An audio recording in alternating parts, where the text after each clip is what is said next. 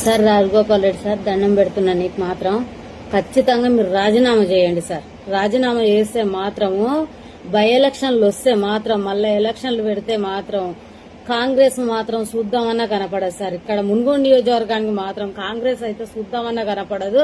దయచేసి మాత్రం మీరు రాజీనామా చేయండి సార్. మీకు ఎట్లా మంత్రి పదవి ఇవ్వొద్దని అనుకుంటుండు, అసొంటప్పుడు మీరు రాజీనామా చేయడమే correct sir. Sir Rajagopal Reddy sir, దండం పెడుతున్నా. నీకు మాత్రం ఖచ్చితంగా మీరు రాజీనామా చేయండి సార్. రాజీనామా చేస్తే మాత్రము బై ఎలక్షన్లు వస్తే మాత్రం మళ్ళీ ఎలక్షన్లు పెడితే మాత్రం కాంగ్రెస్ మాత్రం చూద్దామన్నా కనపడదు సార్. ఇక్కడ మున్గోడు నియోజకవర్గానికి మాత్రం కాంగ్రెస్ అయితే చూద్దామన్నా కనపడదు. దయచేసి మాత్రం మీరు రాజీనామా చేయండి సార్. మీకు ఎట్లా మంత్రి పదవి ఇవ్వొద్దని అనుకుంటుండు, అసొంటప్పుడు మీరు రాజీనామా చేయడమే కరెక్ట్ సార్.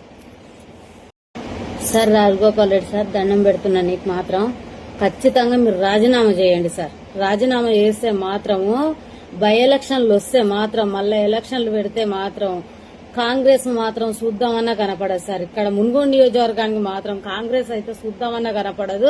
దయచేసి మాత్రం మీరు రాజీనామా చేయండి సార్. మీకు ఎట్లా మంత్రి పదవి ఇవ్వొద్దని అనుకుంటుండు, అసొంటప్పుడు మీరు రాజీనామా చేయడమే కరెక్ట్ సార్.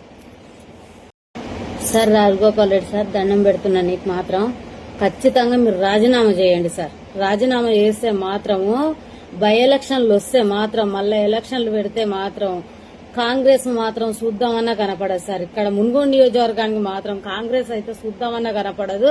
దయచేసి మాత్రం మీరు రాజీనామా చేయండి సార్. మీకు ఎట్లా మంత్రి పదవి ఇవ్వొద్దని అనుకుంటుండు, అసొంటప్పుడు మీరు రాజీనామా చేయడమే కరెక్ట్ సార్.